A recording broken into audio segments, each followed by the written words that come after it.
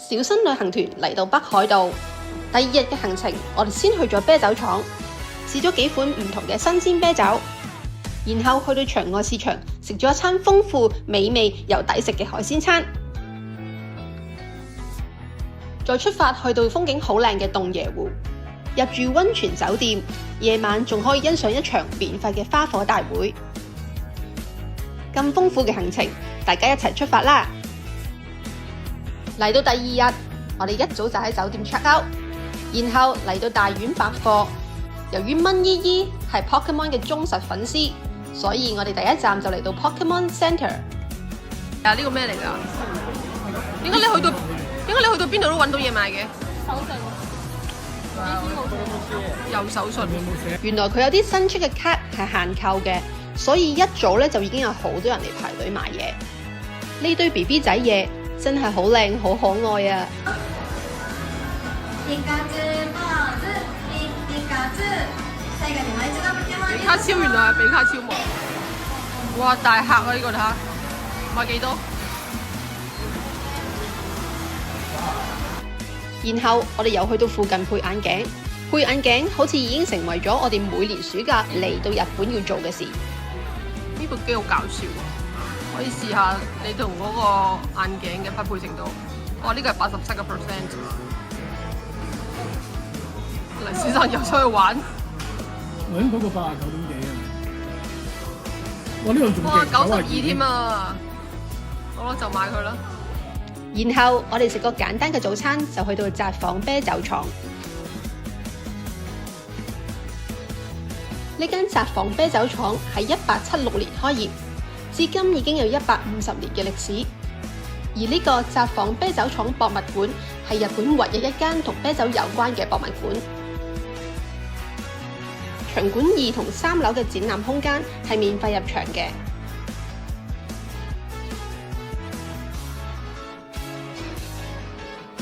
呢個嘢都好大喎，其實。一定要咁大㗎。你意思係乜嘢一定要咁大？呢啲蒸餾桶一定係咁大㗎。即係你細嘅話，咪做得個少少丁子咁多咯。當中劃分咗不同時代嘅發展，由生產、售賣到宣傳嘅資料應有盡有，令大家可以了解札幌啤酒由北海道開拓事業到今日嘅演變。睇完佢哋嘅歷史，仲可以去到星星大廳試飲佢哋新鮮釀製嘅啤酒。俾張飛佢，跟住然後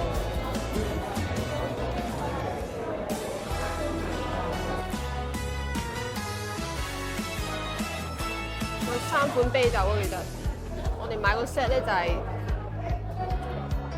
3款都有晒嘅，包括最右邊呢款由開業時候已經沿用嘅配方，然後最左邊就係最暢銷嘅黑標生啤 Black Label， 至於中間呢款就係北海道限定嘅 Classic。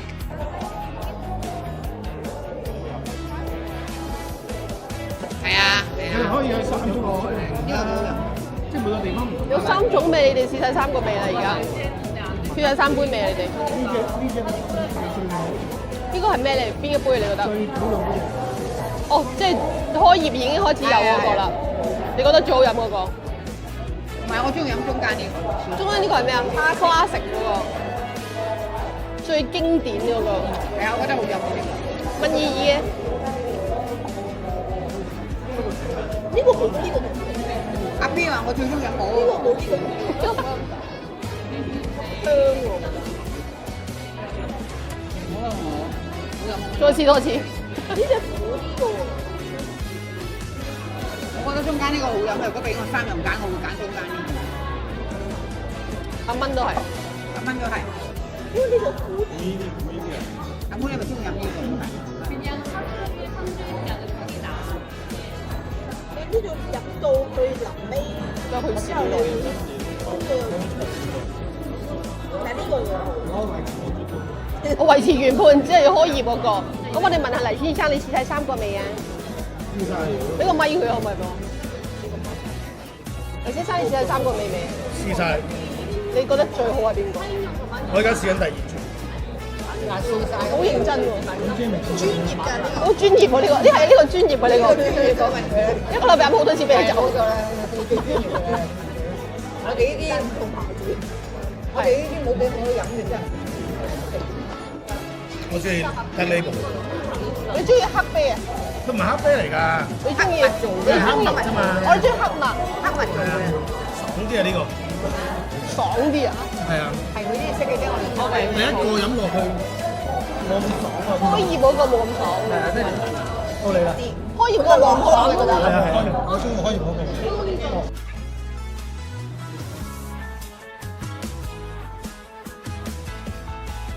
嘆完啤酒，我哋就出發去到場外市場。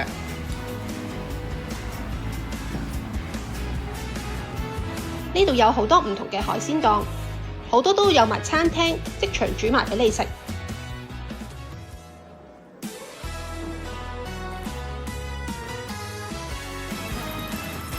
試下，我哋上次係呢間，你入去睇下。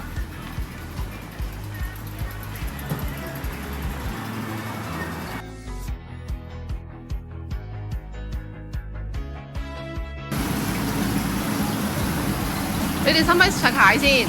梗係食啦。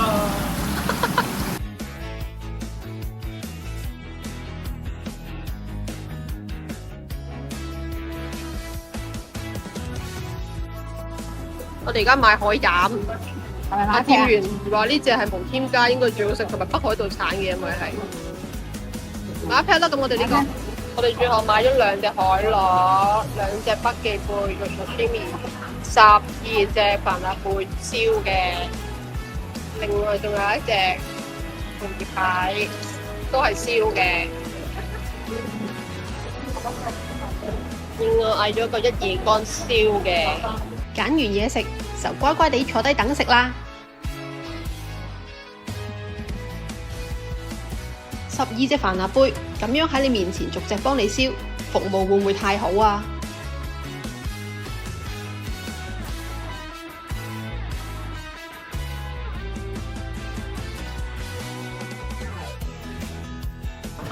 係啦，剩翻啲殼啦，已經乜都冇啦。我哋呢餐食咗38,000 yen， 即係應該2000蚊到啦。二餐我哋食咗蟹，食咗海螺北寄貝鮮北寄貝鮮海螺嘅 sashimi 啦，跟住咧仲有咧嗌咗12隻嘅帆立貝啦，我哋食咗，跟住有一夜乾啦燒咗，仲有咧好好味嘅海膽啦，總共圍翻港紙就係2000蚊度啦。咁大家覺得呢一餐點樣？個性價比高唔高咧？高靚，好味。好味，海膽先就知。好味，啲蟹又加蟹味。啲螺夠螺係咪啊？跟住啲北寄貝夠北寄貝。唔係喎，真係你好難揾到隻刺身咁大隻螺嗰個。係啊，其實都好味，好鮮嘅，因為其實都。好鮮甜。同埋香港好少有鮮北寄貝嘅魚咯，係啊，都好大隻啊。咁大隻啊！係啊，我哋每款愛咗2隻都夠咁多人食。100蚊一隻抵食啦，100。咩啊？北寄貝唔使100添啊！北寄貝1200定1300一隻咋。係600幾蚊嘅。係啊，係啊，好平咋。嗰個螺就要100蚊。呢個60蚊真係抵食。係啊，都大隻嗰啲肉都多啊！所以我哋食落嘅時候，佢切出嚟都多㗎。咁有一夜鮮嘅魚啦。一夜乾一夜鮮，人哋一夜乾咗，唔係一夜鮮啊。OK， 鮮咗好多日㗎，我知啊。一夜鮮嘅。咁我想問你哋俾幾多分咧？要我哋一夜 OK？ 10分5分。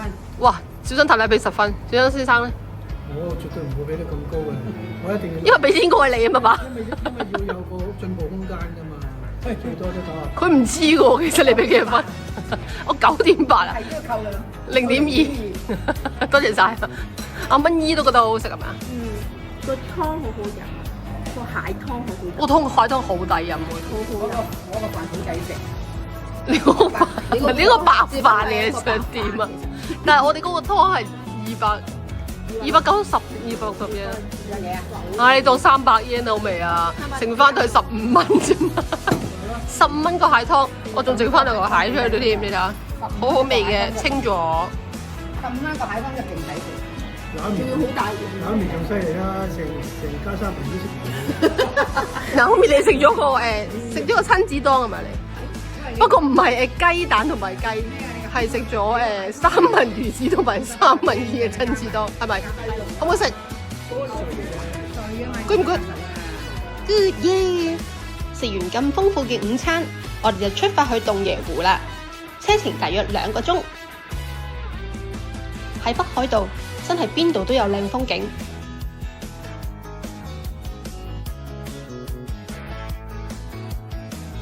好快，我哋又到達目的地啦。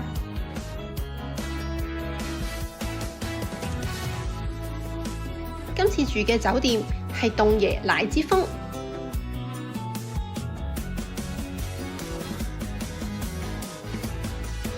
酒店大堂望出去呢個風景真係一流。check in 完，梗係即刻嚟個 room tour 啦。一望入房，感覺非常之寬敞。其實呢度每間房空間都非常之大，喺日本真係好難揾到啲咁大間房嘅酒店。一入門口，右邊就係洗手間，然後入到嚟就係客廳。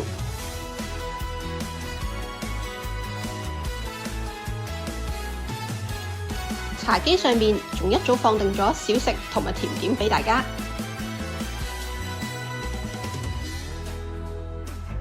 呢度每間房間都係面向洞爺湖，風景真係好靚。客廳呢個位置有個電視，然後我哋再入房睇下。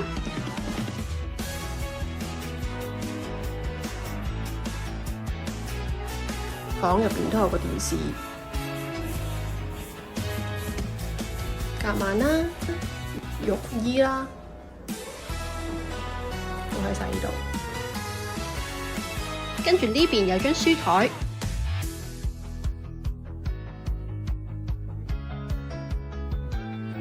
兩邊床頭都有得叉電嘅。跟住入去洗手間。哦，呢度有張梳妝台，可以化妝。毛巾、用品，仲有2個洗手盆，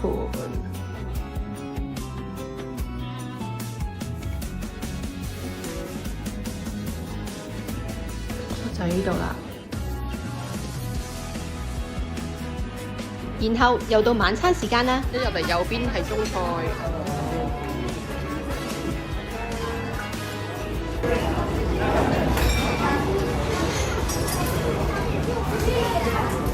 海鮮，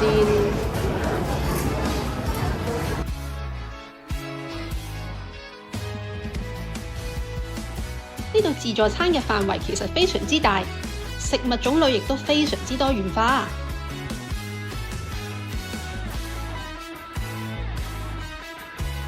甜品呢度就係，當然唔少得北海道嘅自助餐必定有嘅牛奶雪糕，同埋不同嘅配料。呢邊就有燒響螺，各式各樣嘅肉類。呢個鐵板牛扒係全場最好食嘅，佢用嘅仲要係北海道產嘅牛肉。即席嘅 pizza。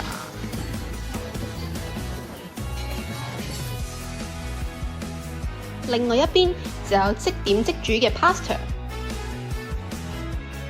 日本餐廳又點可能冇壽司同埋刺身呢？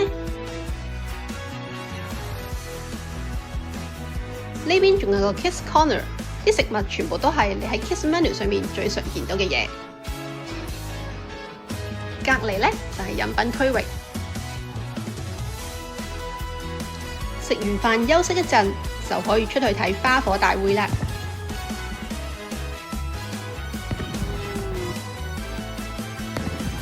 洞爺湖嘅花火大會每年4月尾至到10月尾都會舉行嘅，煙火由湖中嘅船隻施放大約20分鐘。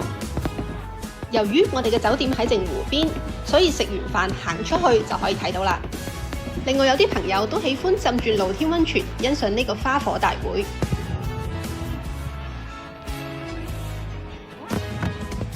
但到底點解呢度會有長達半年無間斷嘅花火大會呢？其實呢度嘅花火大會始於1982年，當時係為咗吸引返因為有珠火山爆發而減少嘅住宿旅客而舉行嘅，所以費用方面就由洞爺湖沿岸嘅酒店攤分，慢慢就成為咗呢度每年都會舉行嘅特色活動啦。我哋去嘅時候係8月，正值暑假，但係天氣一啲都唔熱，欣賞住煙花，仲可以喺湖邊散下步，真係一件好賞心悅目嘅事。最後再浸埋個溫泉，今晚就真係有覺好瞓啦。我哋聽日再見，拜拜。